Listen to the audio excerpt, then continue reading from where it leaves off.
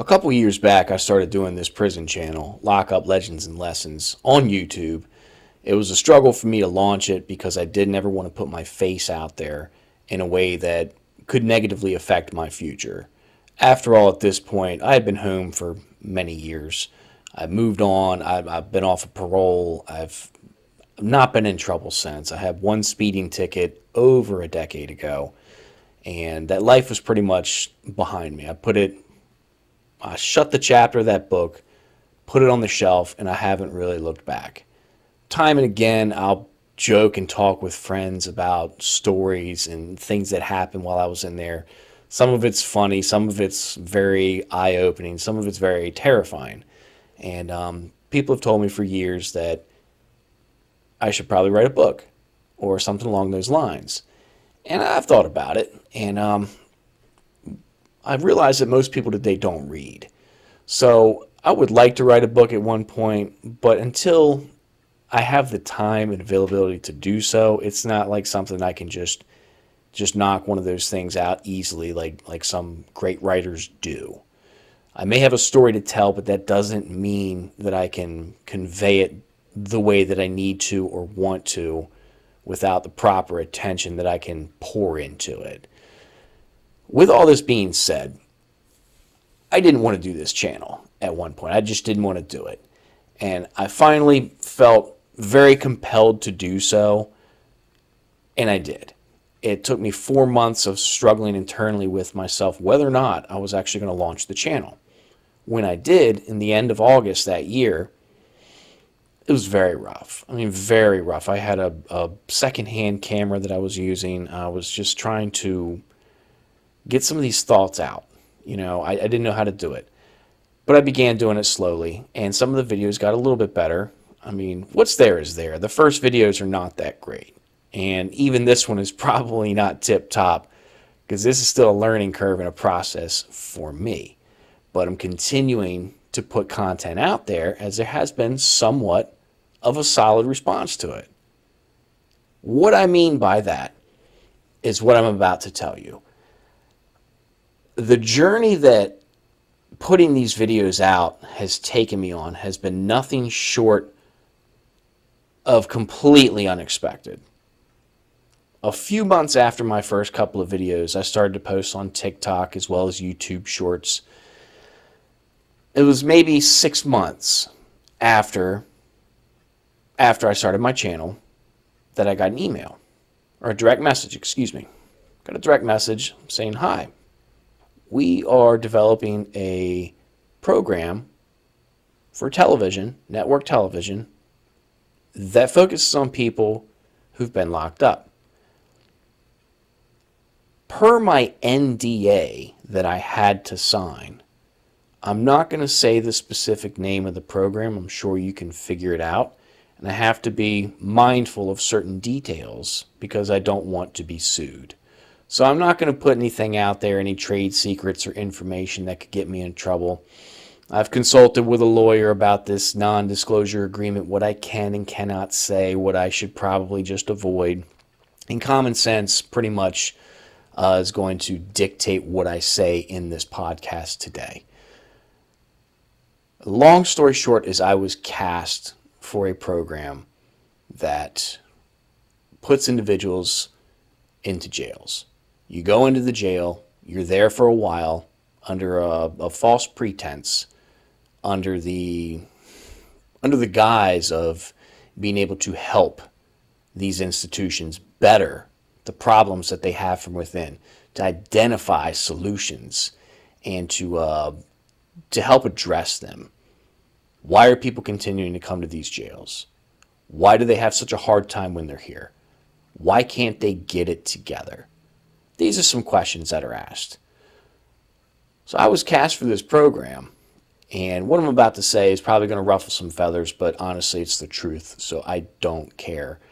When I was very first contacted by this group, I looked them up to see if it was legit or if it was a scam. And after I did my due diligence, they're legit. It was a serious company. And I said, oh, these guys are for real. I've heard of them before. So I entertained some conversations. I said, sure, I'd like to hear more. I ended up getting a call from one of the producers as I'm driving with my wife to her parents' house, driving to my in-laws. And it's about a 35, 40-minute drive from my house to theirs.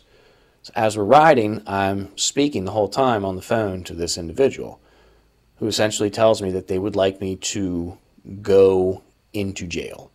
To go into jail for a couple of months. And at that point, that's kind of the show. I was like, whoa, I don't know about that.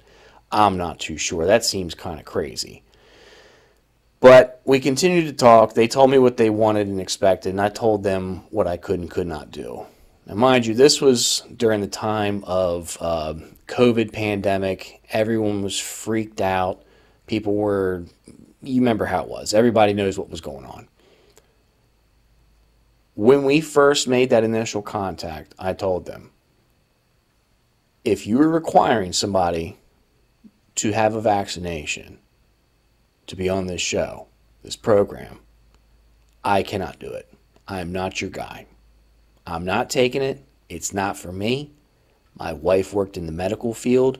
When she took hers, she had a massively bad reaction. She even said, I will never touch this thing again because of what it did to me. I remember having to nurse her back to health because of the extreme measures it took against her body. I told them, I said, I will not be taking this, period. If that's a problem for you, we can just part ways right now. They assured me immediately, no, it won't be a problem. No problem. I said, okay, cool. So I go meet up with the in-laws that night. We had dinner. We talked about it. They said, I think you should do it. I was like, okay, I guess I'm going to. They're like, if you feel like you can do this, you should. And I was like, I think I can. I'm just kind of freaked out. Like, I've been home for a long time. Do I want to go back into jail? Is this something that I really want to do? And I said, you know what? Me and the wife talked about it later, and we decided that it would be a go. And so the next approximately 6 months or so, no, it wasn't even 6 months. It was a few months at this point. We went through a massive screening process. There was major background checks, which for the first time in my life, I was actually not worried about failing because I was kind of supposed to. What they told me is they wanted a guy who had actually done a solid amount of time to be going on this program. I said, okay, all right, I guess then maybe I am your guy. You know, I did 7+ years in prison system, part of it in maximum security. I stepped down at the end and got to minimum and pre-release, etc. before I came home. But I spent many years in a maximum security prison.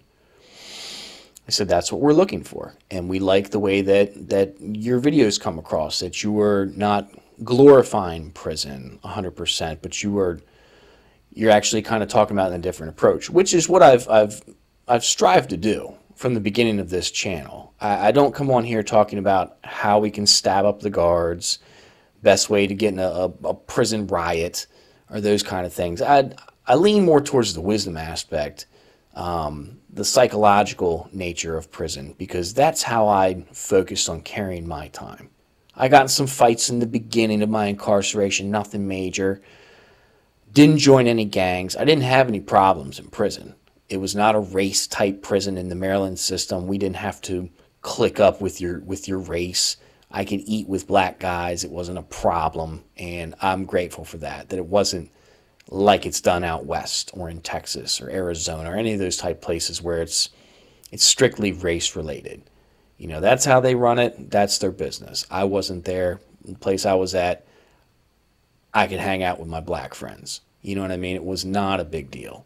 Of course, there's going to be some people you just steer clear from because they are extraordinarily racist on both sides, and you're going to see that. But for the most part, we didn't have those issues. So I like that aspect about the Maryland prison system. Anyway, that's for a whole nother time. So these guys, we went through the whole background check. I'm supposed to fail it. You know, I got my armed robberies, handgun charge, that kind of stuff, everything that it's a long list. And they're like, that's okay. That's what we're looking for. Again, I will not be vaccinated. I told you this at the beginning. I am not going to do it. That's the hill I'm going to die on. I don't need it. I don't believe I have to take it for anything. I've seen what it's done to some other people. You're free to take it. I'm not. That's just how it is. I don't care if this loses me followers. I don't care if you get mad at what I'm saying or if you think I'm some kind of a problem because I didn't take. I don't care. I really could care less what anyone else has to say or think about it. I just don't give a rip, period. I think it was a bad mistake for me, so I didn't touch it. End of story. So I go through this background check, federal level 3. It was very invasive. They asked for all the passwords to all my social media accounts. I mean, they're going through everything that I have. Every piece of digital footprint that I had, they're scouring through it. And I was like, wow, this is pretty serious. Ended up having to do psychological examination. I would do like a questionnaire, and then I actually ended up speaking to a legit, psychologist or psychiatrist, whatever it is. Did the whole spiel with them to make sure I'm not mentally unstable and that it wouldn't be something that would be problematic for the show or the producers involved. They have to cover their back as well. I completely understand that. So go through that. I go through several interviews, conversations with these Zoom meetings, these Skype meetings or whatever with network partners and producers, and they're basically getting a feel for me to see if I was the guy that they wanted to be on the program. And all these things I passed with flying colors. I had no problems. I was told multiple times, hey, we're good to go, we're good to go.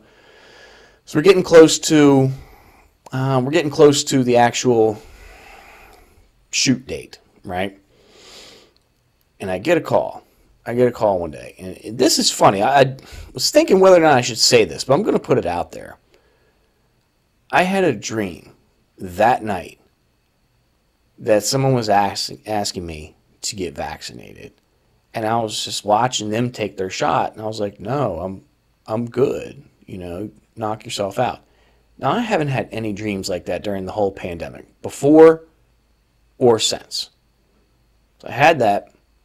I woke up the next day. I said to my wife, I had a dream that they were going to ask me to take the shot. She was like, what? She told him you're not. I said, I know. It's really weird. I think they're going to ask me to take it. She was like, no way.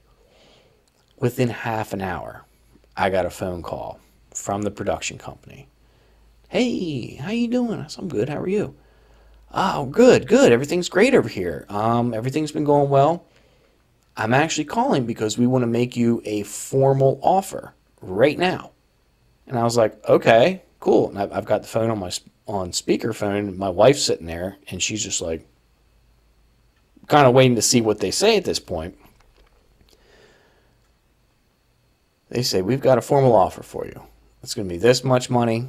It's going to be for this long that you'll be shooting. We'll fill you in on all the other details once we finalize this.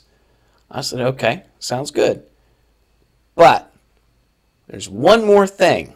And I just looked at my wife and her eyes got big and I was like, there's no way. The state that we're shooting in requires you to be vaccinated. I said, yeah, that's going to be a problem for me. I said, well, it's the state that we're shooting in. I said, I told you in the very beginning that I am not, nor will I be getting vaccinated. I'm not taking it. Well, it's required in the state. So my response immediately, I said, I'll tell you what, I'll sign a waiver. Oh, no, you can't do that. You can't do that. I said, So then quickly, I hit him with this one. I said, I'll tell you what then. All right, how about this? I'll take the shot if you sign paperwork that says anything adverse that happens to me, you're on the hook for it. Oh, no, we can't do that. And I said, I'm sorry, but we're at an impasse. I said, I told you in the very beginning, and this is months later, and now you're moving the goalposts on me. Well, no, it's not like that. I'm like, yeah, it kind of is like that. It's this is something I very clearly said the very first time we spoke. And we went through all this time and effort and resources to get to this point. And it's like, I told you what I would not be doing. Anyway, so what happens is just a few more minutes on the phone. They're like, well, you have to. And I said, I'm not. And they said, well, you have to. And I said, I'm not doing it. So like, well, if you change your mind, give us a call. I said, if you change your mind, give me a call. I was like, I'm sorry. And when I got off the phone, you would think that you'd feel like it was a massive missed opportunity, like a feeling of dread or like, oh no, I messed up. I actually felt a strong sense of peace, like big time. I was like, this is really weird, man. This is really strange.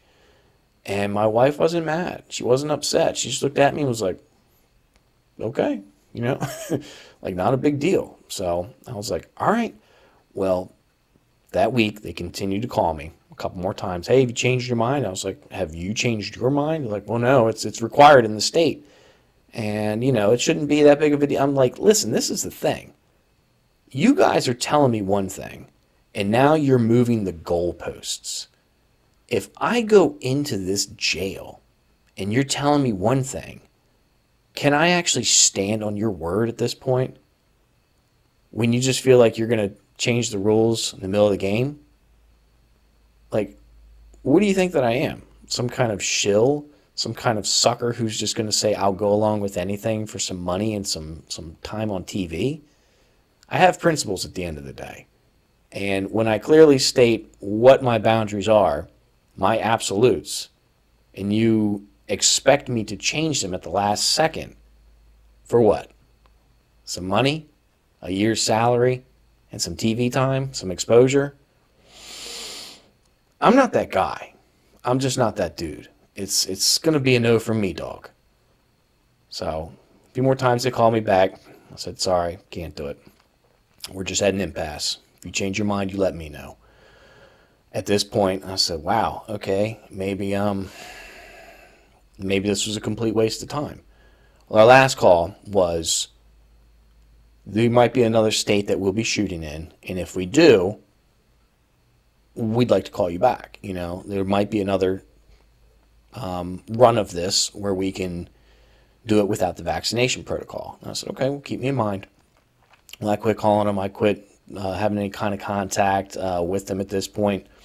They went off to do their thing, and I went back to doing my thing. And now I had stopped doing videos at the beginning of the year when they hit me up because this project kind of required a level of discretion, of basically secrecy. And that's why I had to sign the NDA before I could even speak to anybody. And I'm being very careful with the words that I'm saying now. I will not speak the name of this company or this project. You may be able to make some guesses as to what it was, but I'm not going to confirm or deny any of those comments. So knock yourself out if you want, but I'm going to abstain from that for legal reasons. And I'm not going to put any of their trade secret information out there. I'm not going to do that. That would be a cruddy thing to do. I'm not trying to destroy or disrupt anybody else's work, but I am going to share my experience. So I stopped doing the videos, and I was like, man, I was doing that in accordance with the spirit of the program, so that there would be a level of discretion.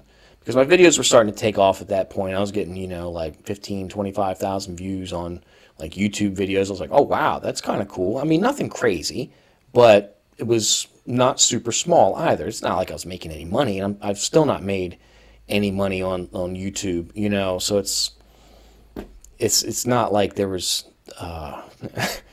that wasn't a factor. We'll put it that way. So I took some time off, and as soon as I started to record some more videos that fall, I was like, okay, I'm going to get back to it. Let's get this ball rolling again. As soon as I did, I got a call from them again. Hey, how have you been? So I'm good. How are you? I had a good rapport with them. I wasn't spiteful or vindictive in any way. At this point, I said, well, you know what? We're going to be doing this again. We're going to be doing another go at this thing. Would you like to be involved? We thought about you. Again, we really want to have you on the program. And I was like, yeah, yeah, we can give it another shot. And they say, cool, we're going to do the same stuff. The NDA still applies. And I'm just like, okay, cool, no problem. Don't talk about this with family or friends or anything. We want to keep this, thing under wraps. I was like, cool, no problem. Had to do the background check again. Had to go through the psych profile and examination again. To give them passwords to all my social media access again.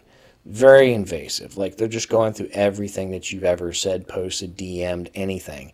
And I'm like, this is you feel kind of naked when you got a company doing that.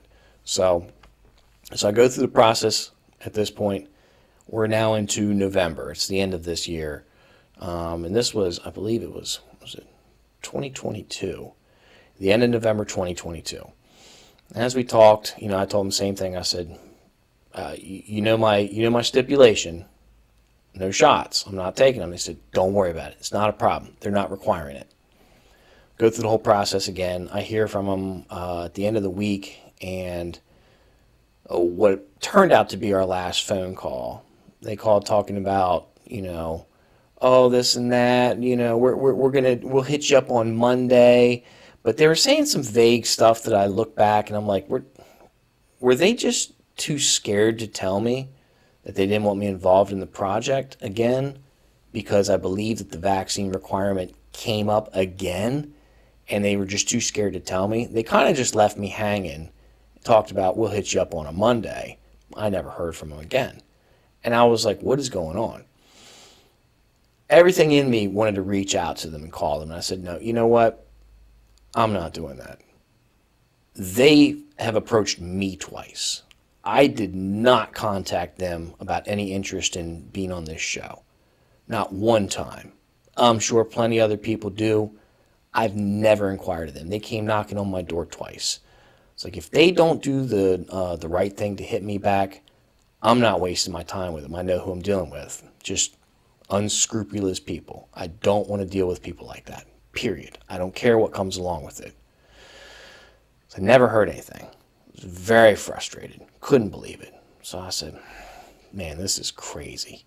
This is unbelievable. I just spent just about an entire year going through a process with people who not only misrepresented how they were going to handle things, they flat out lied. Oh, you don't got to worry about that. Oh, now it's a requirement. Yeah, we want you to come on. And they ghost you. I'm like, dude, this is crazy. So I spent a whole year in preparation to go back to jail. My wife had to prepare for this mentally. I had to prepare for it. I had to tell my friends in a very secretive way that I wouldn't be around for a while, but not to worry about me.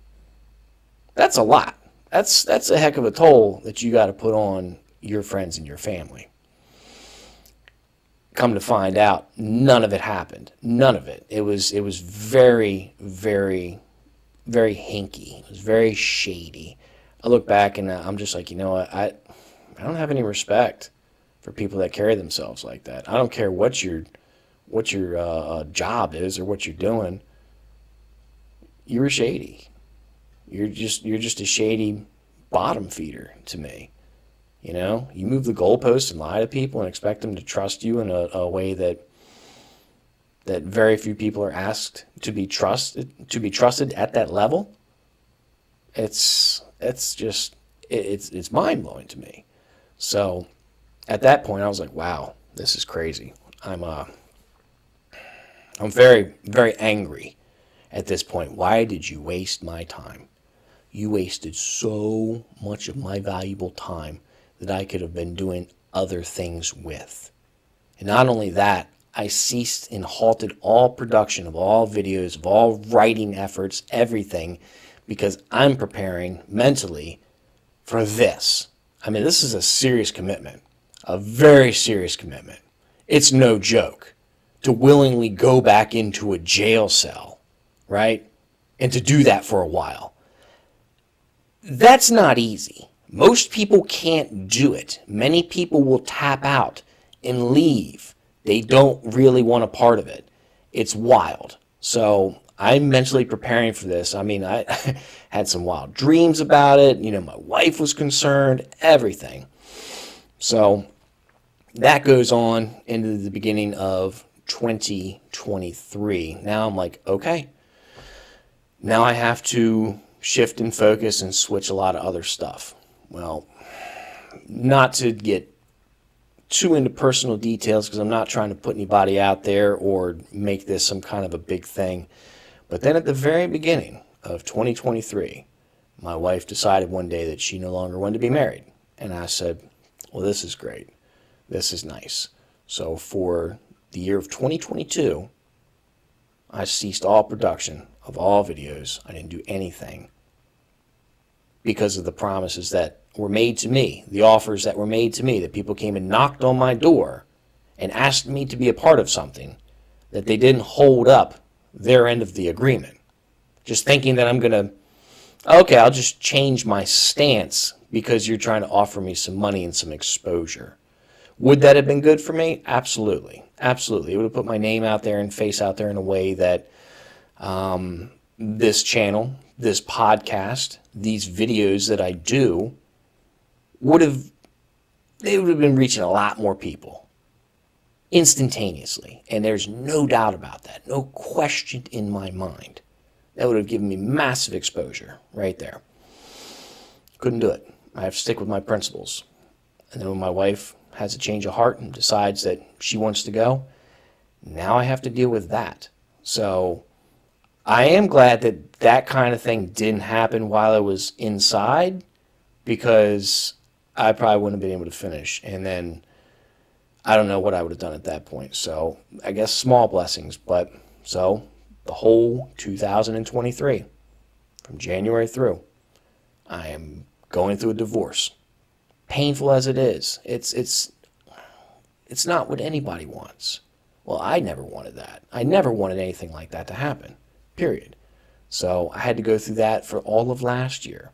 It was entirely difficult for me, going through divorce proceedings, trying to salvage my marriage. I wanted to work it out to the very end, to the last day. I wanted to work this thing out. That was my approach, and that was my heart on the matter. And that's just how I felt. But I had to put my time into that.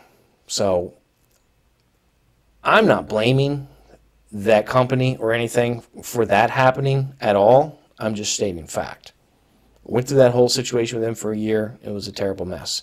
The whole last year, 2023, was spent trying to salvage my marriage, but not able to do so, and having to go through court proceedings, etc., to where I was legally divorced at the beginning of this year.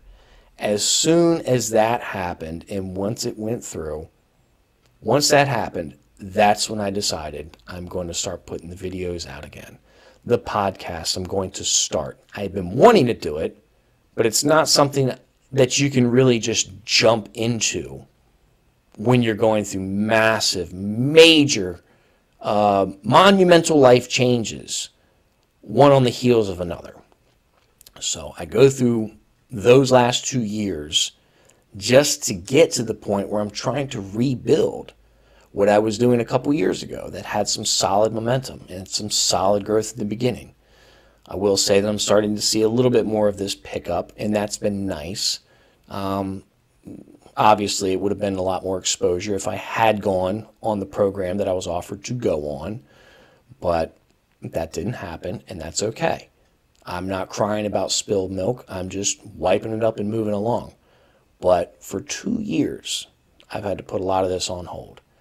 And that's been beyond frustrating, just because of, like I said, the momentum is it can be difficult to pick back up once it's down. It's hard to get a thing going again after stopping it and completely just shifting your focus and your attention to things that do require it.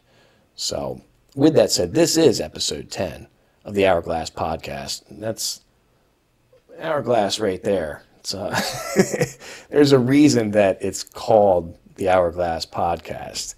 So I got this Hourglass back when COVID was real heavy and popping off, and they finally opened the stores back up, and and me and my wife, we went to one of these stores just to get out and about. And I was like, I'm getting this Hourglass. She's like, why? I was like, I think it's great. So I've had it ever since. I like the thing. And I said, you know what, it's kind of representative of sands of time passing, which is what happened to me in prison. Sands of time passed. They continue to move. Time stops for no man. The last 2 years, time stops for no man. I had to deal with some serious interruptions with it, and that's okay. And I'm not here to complain or to be negative or ask for anybody's pity. I don't care about that. I don't want it. I do believe that now that I'm freed up to do so, I'm going to continue with these podcasts as long as there's any interest. Some weeks, people just don't hardly watch them, and that's okay. That's fine. The few people that do watch them regularly and enjoy them, that keeps me going. It really does. There's some people who regularly listen, and I'm not going to say any names, but I got an Australian sub, a guy from there who's been watching since the beginning. Fantastic guy. It's people like that when they encourage you and say, hey man, I really like this. I really like what you did this time. I draw from that, and that helps me to keep going.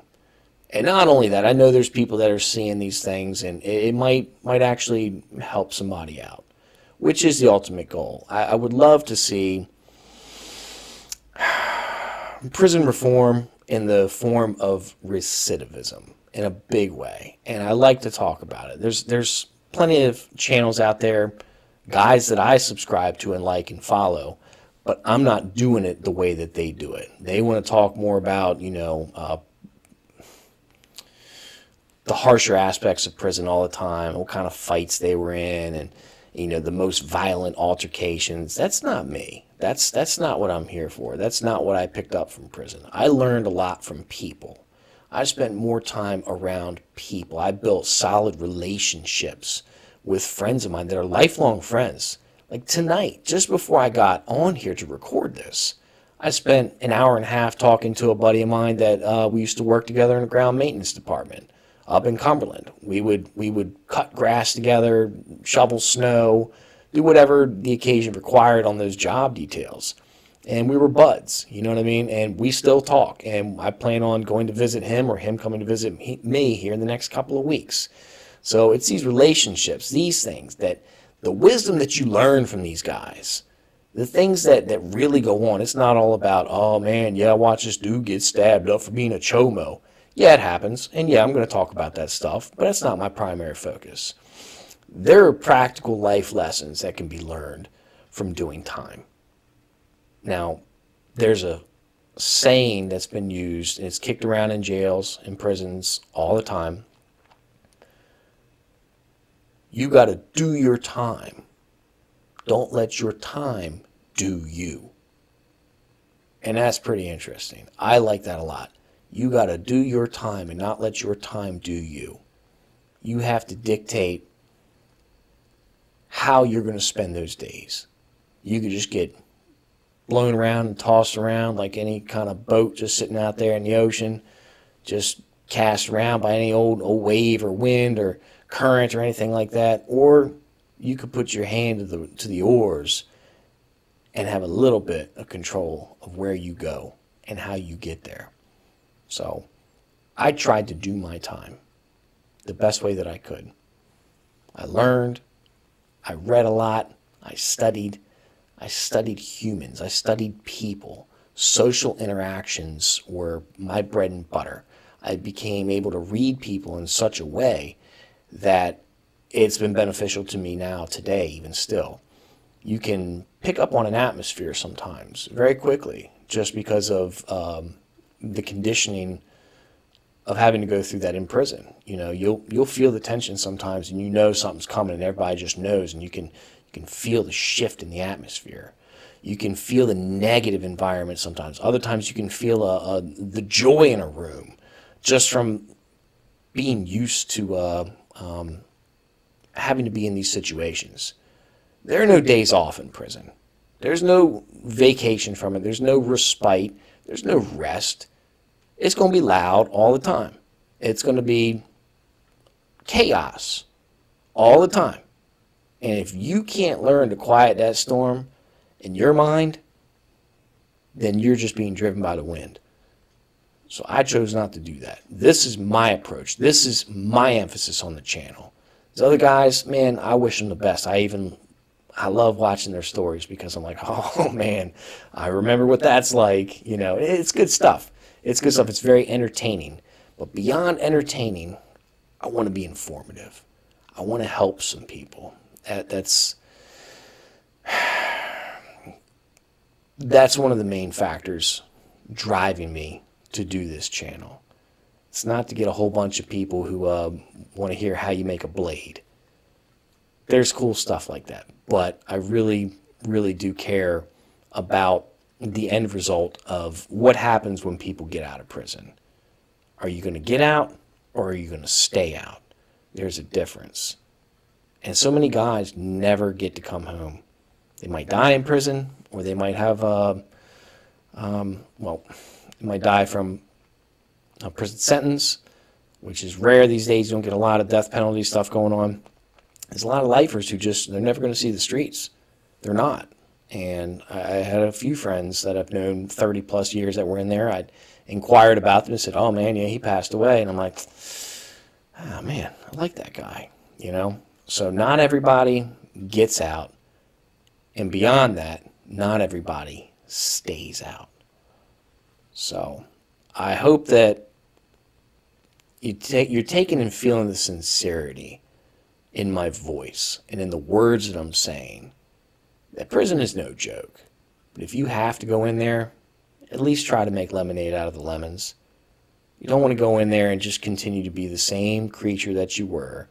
You get locked up for doing stupid stuff. You don't want to become stupider, but be so strong and good at it that you're a top level, alpha male in prison. What does that get you when you come home? Nothing. That's not going to help you. It's not going to help you buy a house. It's not going to help you keep a job or have any kind of meaningful relationships with other people if you just want to be some tough guy all the time. I mean, yeah, it serves a purpose in there, but not for the rest of your life. So, turn down a massive opportunity because of principle. You can probably figure out what the program was. That's on you. Again, I'm not going to confirm or deny, but I will say that you can't trust anyone who moves the goalposts in the middle of the game or tries to change the rules right in the middle of the event. You cannot trust those people. If they do it to you once, they'll do it to you later. And later, it could be worse. So you got to be mindful of who you align yourself with. That's in prison and in life. So, thanks for sticking around to the end. I appreciate it. As always, the wise man doesn't get himself into what the smart man has to get himself out of.